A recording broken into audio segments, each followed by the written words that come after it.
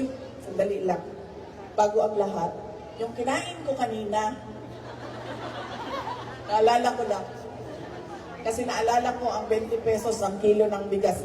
Yung kinain ko kanina, nag-order ako ng, hindi ba ako usually kumakain ng rice. Hindi ako usually kumakain ng rice. Kasi pag kumain ako ng rice, ganito na ako laki. Wala, no joke. Sobrang pigil talaga ang pagkain ko. Dahil kung pabayaan ko ang sarili ko, hindi na ako matabunan ng podium na ito. Lampas ako dito. So kanina, nag-order ako ng rice kasi kailangan ko ng energy na makipagpicturan sa inyo. Pagdating ng rice, ang haba niya,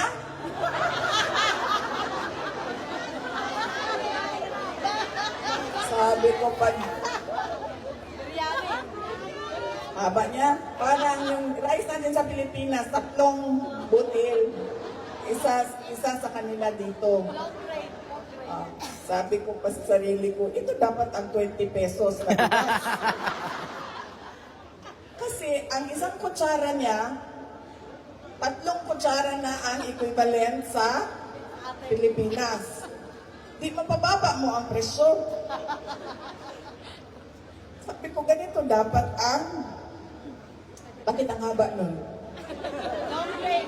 Kinabahan ako sa kanya, baka siya, artificial intelligence na right? Para siyang pasta. Uy! Diba? Kabahan ka eh.